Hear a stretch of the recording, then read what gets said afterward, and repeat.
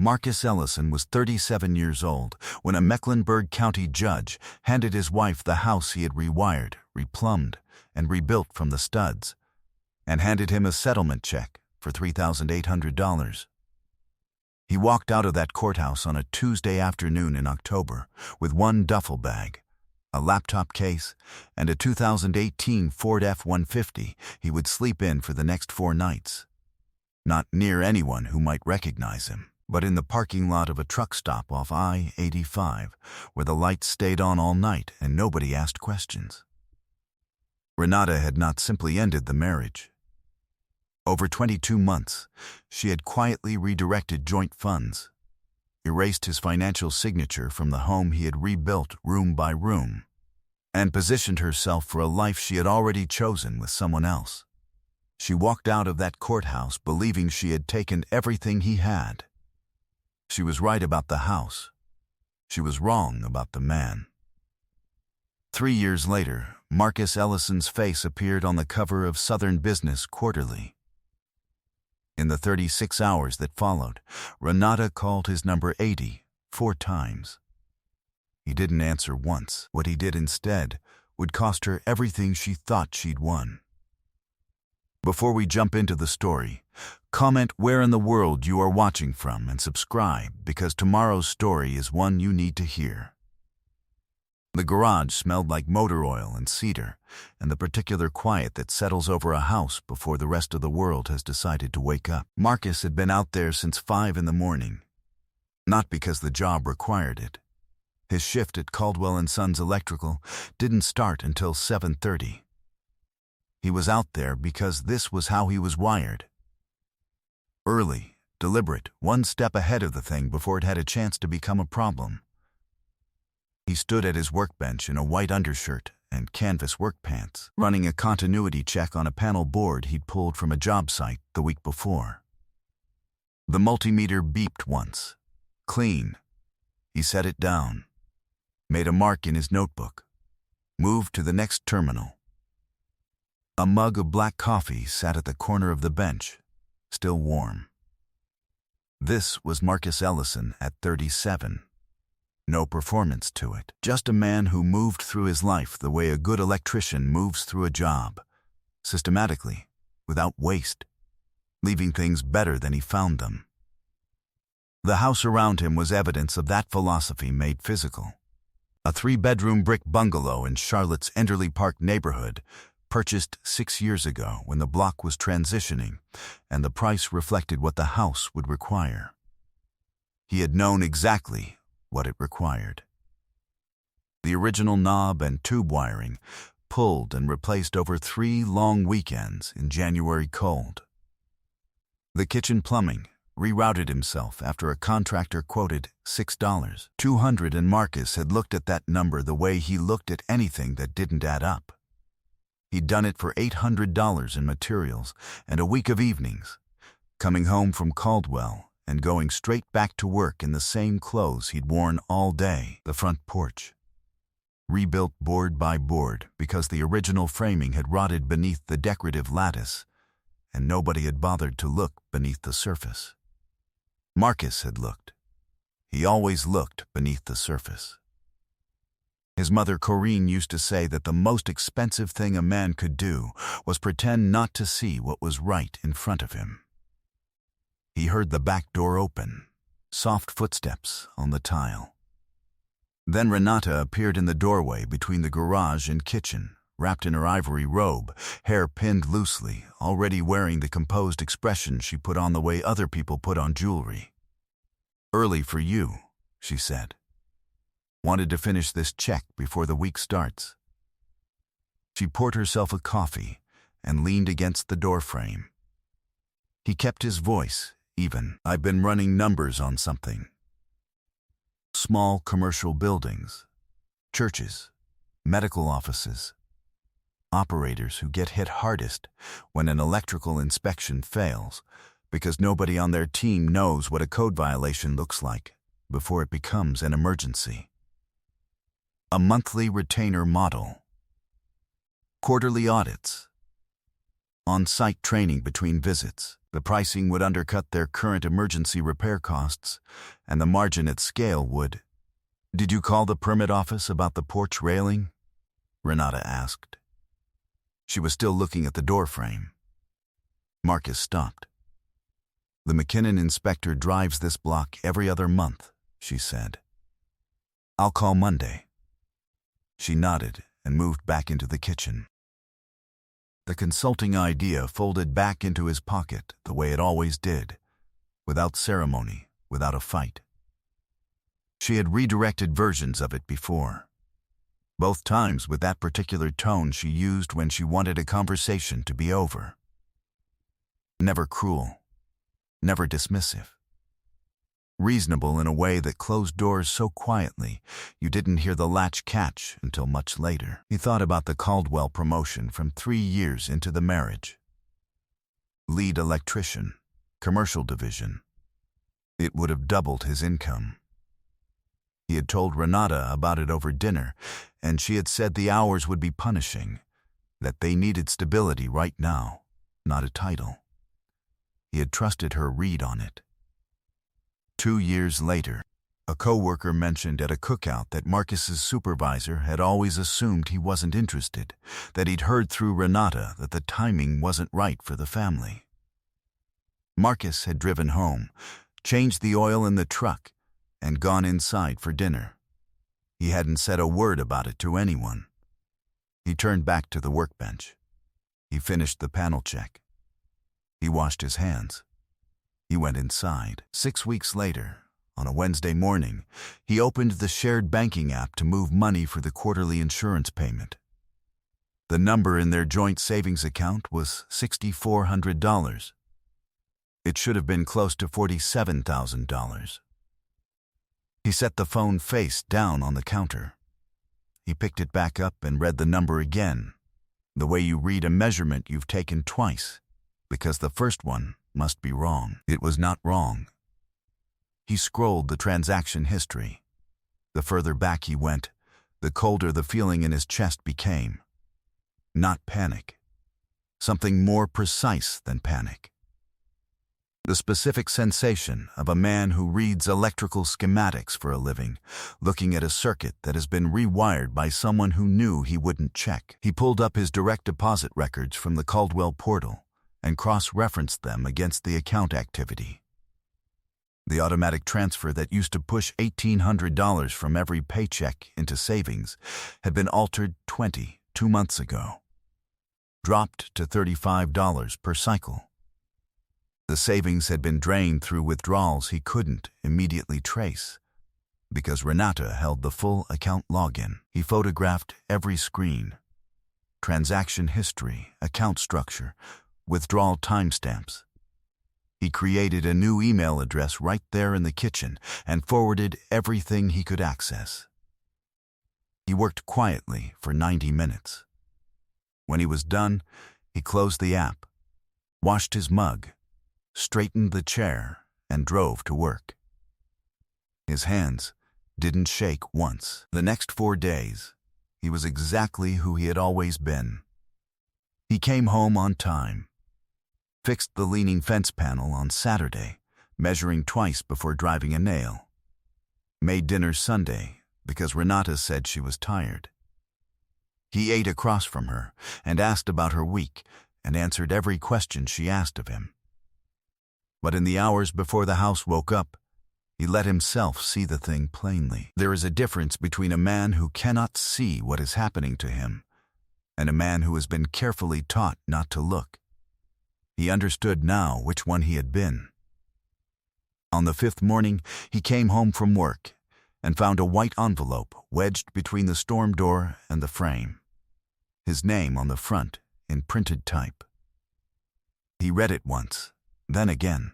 Petition for dissolution of marriage, filed 4 days ago. While he had been sitting at this same kitchen table in the early morning, documenting bank records by phone screen light. Something settled over him. Not grief. Something flatter and more total. Clarity. The courtroom smelled like industrial carpet and accumulated bad news. Renata's attorney was a man named Kellerman, measured baritone, the kind of courtroom presence designed to make everything he said sound like the reasonable conclusion of a longer conversation. He cited account data, cited dates, built a clean narrative about a woman who had carried the primary financial management of the marital home. He never said Marcus hadn't contributed. He didn't have to. The record had been shaped over 22 months to say exactly that. The house was awarded to Renata at 11:17 in the morning. The settlement check was cut for $3,800. Marcus folded it once and put it in his jacket pocket. He stood, buttoned his jacket, and walked out. He did not speak to anyone in the building. The truck had a duffel bag in the cab and his tool bag behind the seat. He had packed them 6 days ago without telling anyone. He drove without direction at first, past the turn that would have taken him toward the house that was no longer his. He did not take that turn. Around 8:30, he pulled off I-85 at a truck stop in Concord and parked where the light didn't reach well. He turned off the engine and sat in the dark. He could call his brother Calvin.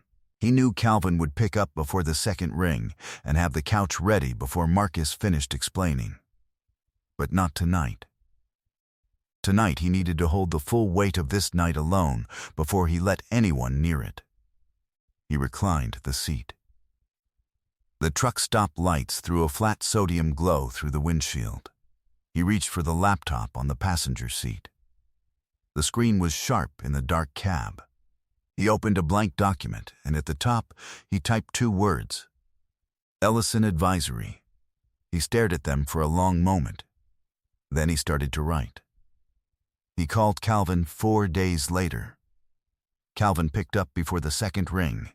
He always did. I need a few weeks, Marcus said.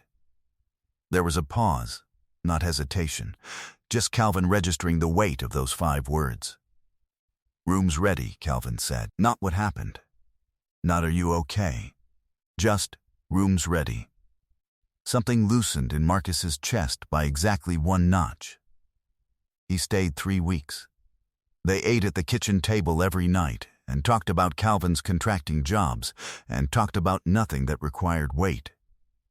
At night, Marcus lay in the spare room and let the marriage come apart in his hands in the dark. The quiet inventory of how 9 years had actually gone, every promotion redirected, every business idea walked back to ash by a patient, reasonable voice. He thought about Corinne's voice. The most expensive thing a man can do is pretend not to see what's right in front of him. 3 weeks in, he told Calvin he was leaving. Calvin set down his fork. You don't have to. I know. Then why? Marcus looked at his plate. Because I can't build anything here, he said. I need to be the one setting the foundation. Calvin helped him carry his bags to the truck in the morning without another word. He picked up overnight cleaning work at a commercial complex on South Tryon. 5 nights a week, out before 5 in the morning, quiet hourly work that left his mind running free. He showered at the gym. He ate at a breakfast counter on Moorhead Street, where the cook learned his order without being asked. He worked on Ellison Advisory in every open hour. The truck cab, the library on Beatty's Ford Road, the back corner of the diner where the Wi-Fi held and nobody came to check on you. That was his life, for 5 months. Hard the way purposeful work is hard, which is its own category of hard, separate entirely from the grinding kind. He was at the diner one Thursday night, deep in the regulatory framework he was building, when he noticed the woman 2 tables over. Mid-50s, locks pulled back, reading glasses low on her nose, working a stack of documents with a highlighter and the focused efficiency of someone for whom this was simply how she lived. She looked up from her papers. She looked at his screen. Then, she looked at him. What is that? She asked. Compliance Consulting Framework, Marcus said, for small commercial building owners who can't afford a facilities manager but can't afford a code violation either. She pulled her glasses down. What does the engagement model look like? Monthly retainer, quarterly audits, on-site training between visits, pricing that undercuts their current emergency repair costs, with margin at scale. She looked at him the way someone looks at something they're recalibrating around. What's your year one acquisition strategy? Marcus started to answer, and stopped. He sat back slightly. She had walked him through 3 hard questions, and he hadn't felt the door open. She smiled. Brief, knowing, sit tight. She raised 2 fingers toward the counter. The cook refilled both their coffees. Rosalind Ekebe, she said, extending her hand across the space between the tables. Marcus Ellison. Tell me the rest of it. They talked for 2.5 hours. Rosalind had spent 17 years as a commercial litigator before she did the arithmetic on what it was costing her and walked away deliberately. She had run a small business advisory and investment practice for 9 years, 8 companies backed, 6 profitable. She spoke about the 2 that weren't the same way she spoke about the ones that were, as data. She asked hard questions and let the silence after each one do its full work. She was not performing sharpness. She was listening. Marcus answered everything. He knew this framework the way you know something you have built in the dark with your own hands and nobody watching. When she challenged his market penetration assumptions, he acknowledged the gap and told her exactly how he planned to close it. When she pushed on liability exposure in the advisory structure, he pulled up the risk framework he'd drafted and walked her through it. At one point, she set her highlighter down and just looked at him. You've been working this alone. Yes. How long? 5 months. She looked at him with an expression that held nothing close to pity, something more like the particular attention of a person who has learned to recognize what they are looking at. The problem is real, she said. The market is underserved. Your retainer pricing instinct is correct. She paused.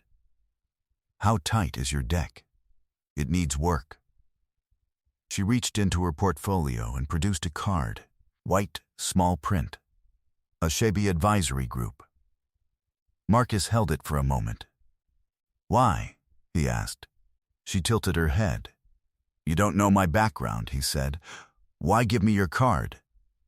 She picked up her highlighter and tapped it once against her document stack. 9 years, she said. I have a sense for what I'm looking at. She stood, left cash on the table, and walked out into the night. He called her 4 days later. The deck was tight. Rosalind sharpened his pitch over 3 weeks of sessions at her South End office. She connected him to his first 2 building clients through her own network, a mid-size medical practice group running 3 locations in University City, and a church campus in Steel Creek that had been accumulating conditional inspection passes for 2 years without understanding what that meant. Both signed retainer agreements. Both cleared full inspections within 90 days. She invested enough to get Ellison Advisory operational. She took 14% equity. Marcus kept 71%. He worked like a man who could see clearly what the alternative looked like. Year 1, 3 retainer clients. Year 2, 8, plus a property management consulting contract, his first hire. Year 3, $7 million in annual revenue. 17 clients, an office on the 6th floor of a building in Charlotte's Noda district, where the morning light came in through east-facing windows and made the whiteboard glow. He was 40 now. He had bought a house. His house. The deed had one name on it. He was reviewing a client audit report on a Thursday morning when his phone buzzed against the desk. A text from his publicist. Southern Business Quarterly, New South Changemakers issue. You're the cover feature. He pulled up the magazine's website. The feature loaded slowly. The photograph came first. Him in a dark blazer near the window, the notice skyline behind him, hands loose at his sides, the posture of a man who has nothing left to prove to the room he's standing in. He read the headline, Marcus Ellison, Founder, Ellison Advisory, How One Electrician Rebuilt the System. He read the whole feature, every paragraph. He read it carefully, because it had been earned carefully, in truck stop parking lots and cleaning shifts, and 5 months of diner corner tables where the coffee went cold while he was building something that didn't yet have a name. When he was done, he set the phone face down on his desk. He picked up his coffee. He said nothing to no one. Real power operated in quiet rooms. It had always been that way. Across the city in Dilworth, Renata was sitting in a wine bar with her friend Deborah when Deborah set a copy of the magazine on the table between them. Renata picked it up without much interest. Then, she saw the photograph, the jaw first, the set of the shoulders, that particular stillness in the posture, the way he stood when he had already made his decision, and there was no version of any conversation that was going to change it. She read the name. Something moved through her that arrived before she could name it or stop it. She set the magazine back on the table. Then, she picked it up again and bought it at the register before she left. She called Marcus's number at 3:48 that afternoon. He was in a client meeting when his phone lit face down beside his notes.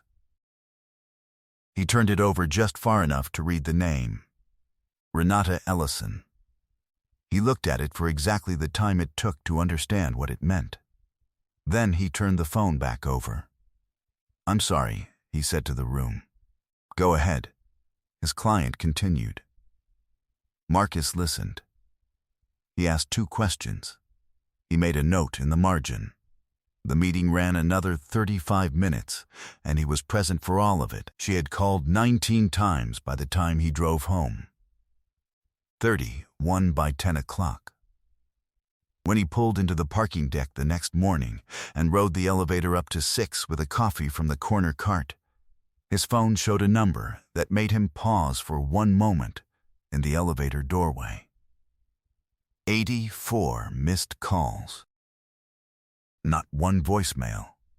Rosalind was already at the corner table when he walked in, marking up a document, reading glasses on.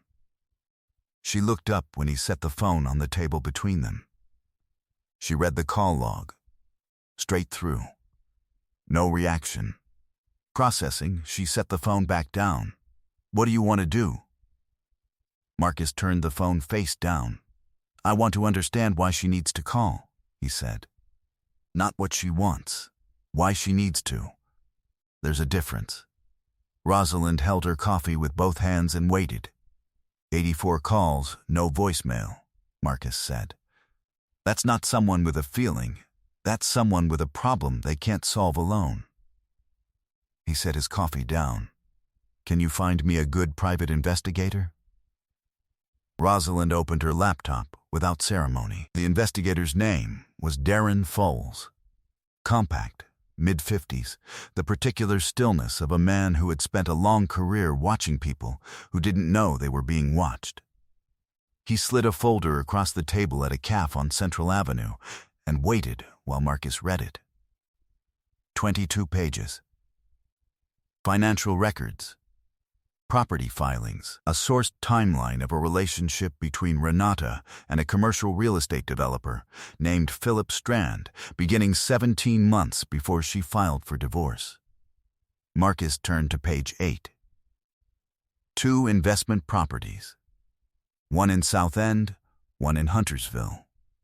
Co-listed under a shell company called Strand Ellison Holdings, formed 8 months before the divorce filing, funded in part through cash transfers from the joint savings account she had restructured over the preceding 22 months. Neither property had appeared in divorce discovery. Combined current assessed value, approximately $1 million. Marcus closed the folder. He set both hands flat on the table. A ceiling fan turned overhead. Someone at the counter laughed at something on a phone. "How traceable is the funding path?" he asked. "Clean," Foles said. "The transfer dates align with the LLC formation. It's not buried." She counted on it not being found. Marcus nodded. "I need the full filing history on the LLC, every amendment, every asset record." Foles stood, left a bill for the water. "A week," he said. 5 days, Marcus said. 5 days. Foles walked out without ceremony. Marcus sat with his coffee for a long time. He thought about what the divorce had actually been, not a collapse. A collapse happened to both people at once. What Renata had done required a blueprint drawn 17 months in advance, executed in increments small enough that no single step looked like anything other than routine household management. She had built a structure around the marriage and filed from inside it. He had paid for the house with a $3,800 check in his jacket and spent 4 nights in a parking lot and 5 months at a diner table building a company in the dark. He let that be as ugly as it was. Then he left a bill on the table and walked to his car. Foles delivered in 4 days. Marcus read the complete LLC filing history twice, then forwarded the full package to Rosalind. She had it on the desk of a financial fraud attorney named Helena Cruz within the hour. Helena's assessment came back in 4 sentences. The funding trail, the shell company, the deliberate omission from discovery, together they constituted a viable civil claim for fraudulent concealment of marital assets. She was prepared to file. Marcus said he needed a few days. He continued running his practice. Reviewed client reports, sat in an inspection briefing, approved a hiring decision pending for 3 weeks. He let the information settle the way concrete sets under load, quietly, without announcement, until it was structural. He was 2 days into waiting when Calvin called. "She reached out to Mama," Calvin said. No preamble. Marcus was quiet. "She wants Mama to talk to you. Said she just needs a few minutes." Marcus looked at the ceiling of his office. "Okay," he said. "Thank you for telling me." He called Corinne. She picked up on the second ring. "Don't," Marcus said. A pause, warm and knowing. "Baby," Corinne said. "I already know." Another pause.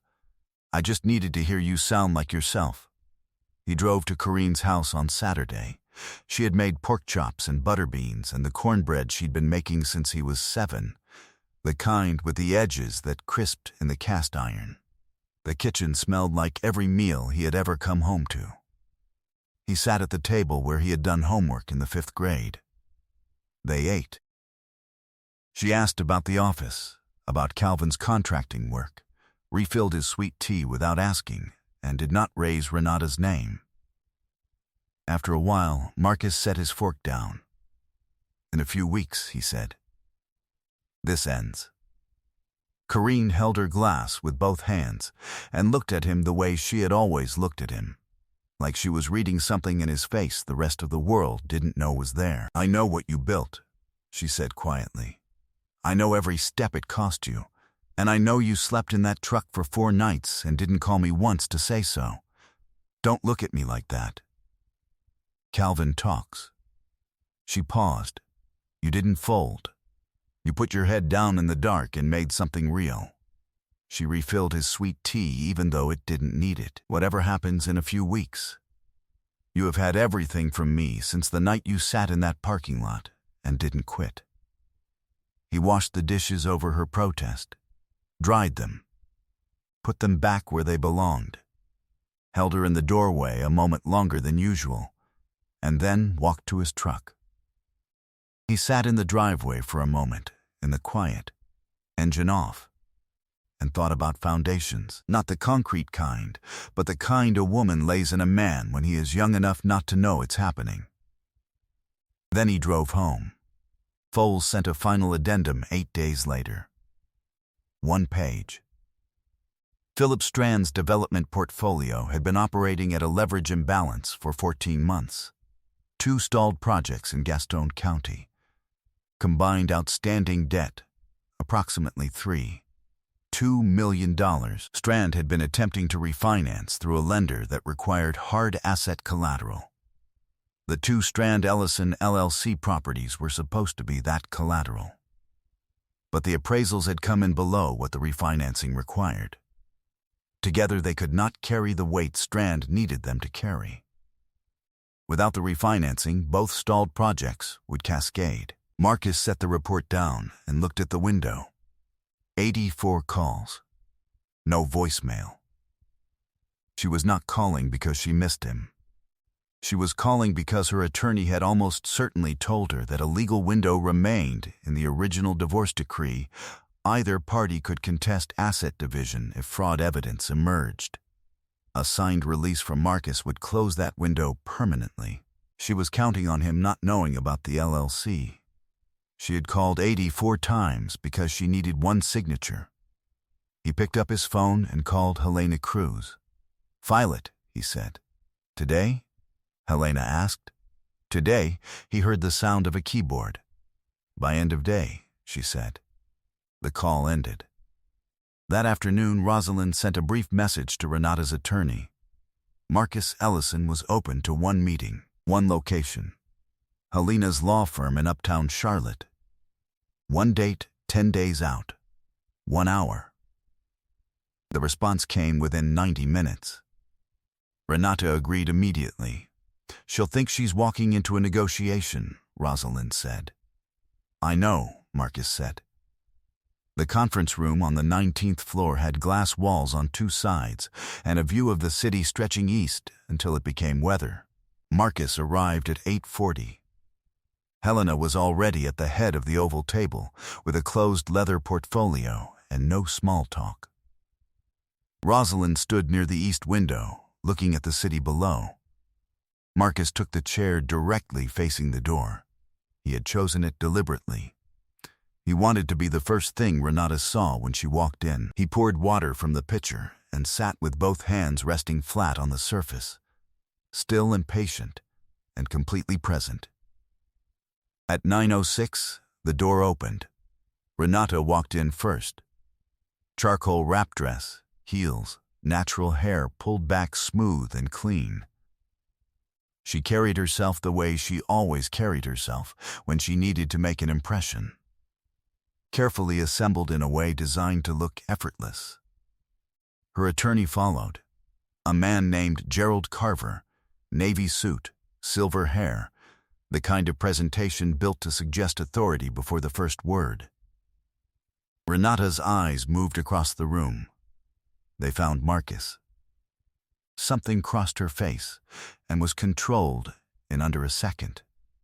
Her eyes moved to Rosalind, then to Helen. She did not know Helena's name. Marcus could see that in the quarter-second recalibration behind her eyes, Helena's stillness at that table carried its own signal. The stillness of someone who found this kind of room unremarkable. Renata's gaze returned to neutral. But the recalibration had already happened. She sat across from Marcus. Carver spoke for 3 minutes. His client was prepared to offer a revisitation of original settlement terms, a gesture of goodwill, flexibility on both sides. All Marcus needed was to execute a comprehensive mutual release of any future claims related to the marriage or marital property. Clean, simple. When Carver finished, the room was quiet. Marcus did not respond immediately. He let the silence do its work. Then he reached for the leather portfolio in front of him, opened it, removed a single folder, and slid it across the smooth surface until it rested in front of Renata and Carver. He said nothing. Carver opened the folder. The first page was the LLC registration for Strand Ellison Holdings, filed 8 months before divorce papers arrived at Marcus's door. Behind it, the financial records tracing the funding trail from the restructured joint savings account. Behind that, the timeline of the relationship between Renata and Philip Strand, sourced and dated. beginning 17 months before the filing. Behind that, a signed statement from a former colleague documenting 2 separate occasions on which Renata had described her husband to professional contacts as talented in the field, but not growth-oriented. Someone who needed stability more than opportunity. And on the last page, the cover sheet of a civil fraud complaint for fraudulent concealment of marital assets filed in Mecklenburg County 4 days prior. Helena Cruz's name printed at the bottom as counsel of record. Marcus waited until Carver had turned enough pages to understand what he was holding. Then he spoke. His voice was level. He did not hurry it. He spoke for 5 minutes without interruption, laying out in the order it happened exactly what had been done and when and what it had cost him. The account restructuring, the LLC, the properties that never appeared in discovery, the 14 months of arrangement before the papers ever arrived, the promotion quietly intercepted, the business conversations walked back to Ash by a patient, reasonable voice in a quiet kitchen. The night he slept in a parking lot in Concord with a $3,800 check in his jacket and 2 words at the top of a blank document on a laptop he had paid for himself. He did not perform it. He reported it. The way an electrician reads a fault back to a room, exactly where it entered, exactly where it traveled, exactly where it grounded. "I don't carry anger for you anymore," he said. "What I carry now is clarity. Those are not the same thing." He looked at her directly, without heat, without coldness. "The law is going to handle the rest." He folded his hands on the table and said nothing further. Carver turned through the remaining pages with the increasingly careful attention of a man whose arithmetic was not adding up the way he had been told it would. Renata sat very still. What left her face did not go all at once. It went the way a light goes out behind a curtain, gradually, page by page, until the composure she had carried through the door was simply no longer there. Not dramatically. Quietly, the way something carefully maintained stops being maintained. The civil fraud complaint moved through the courts the way Helena Cruz moved through everything. Precisely, without drama. The court issued an asset freeze on both LLC properties 3 weeks after filing. $1.1 million in real estate. Locked. Strand had been counting on those properties as refinancing collateral. Without them, he had nothing to present to his lenders. The first development went into formal default 26 days after the freeze. The second followed 19 days after that. Renata's firm placed her on administrative leave the same week the complaint became public record. The administrative leave lasted 2 weeks. Then it became a termination. Philip Strand ended the relationship somewhere in the middle of all of it. 2 people who had arranged their partnership around calculation had simply presented each other with the final invoice. Renata's attorney reached out requesting a brief off-record conversation. A coffee shop in Dilworth, somewhere neutral. Marcus agreed. He brought Rosalind. Renata looked different than she had in the conference room, less assembled. Like something she had been holding at effort for a long time had gotten heavier since the last time he'd seen her. She wrapped both hands around her cup and said she had made mistakes. Said she had been afraid. Afraid of how capable Marcus was. Afraid of what that meant for her footing in the marriage. Said that some part of her had always known he was capable of exactly this, and that fear had driven choices she couldn't fully explain even to herself. Marcus listened to every word. He let her finish all the way to the end. Then he let a full moment of quiet pass before he said anything. "You didn't call me 84 times because you missed me," he said. His voice was the same as it had been in the conference room. Level, unhurried, impossible to rattle. "You called because you needed something. You have always only ever needed something from me." He looked at her steadily. The difference now is that I have nothing left that belongs to you. She held his gaze for a moment. Then she looked down at her cup. The court will handle the rest, Marcus said. He stood. Rosalind stood beside him. He did not look back on his way out the door. The civil case settled 11 months later. $290,000 structured in an agreement that would follow Renata's credit history for years. Helena called when the papers were signed. Done, she said. Thank you, Marcus said. That was the whole conversation. Strand's company filed for bankruptcy 16 months after the asset freeze. Foles sent Marcus a one-line message. Marcus read it, set his phone down, and returned to the term sheet on his desk. Calvin's contracting firm won its first commercial subcontract the following spring. A renovation bid that Marcus had, without announcement, quietly made sure came his brother's way. Calvin called when he found out. Neither of them said much. They didn't need to. 14 months after the conference room, Ellison Advisory closed a Series A funding round of $2 million. The morning the announcement ran, Marcus sat in his office on the 6th floor in Noda, 27 employees beyond the glass behind him. A client waitlist. A company that had started as 2 words on a blank screen at 8:30 on a Tuesday night in a truck stop parking lot. Rosalind came in with 2 coffees. She sat across from his desk and slid one toward him and opened her laptop to review the final term language. She looked up. How does it feel? She asked. Marcus considered the question the way he considered most things, without rushing it, without performing the answer. Like I ran a full diagnostic on a building everyone thought was fine, he said. Found every fault. Fixed them. Then turned the lights on. Rosalind looked at him over the rim of her cup. It's good work, she said. Yes, Marcus said.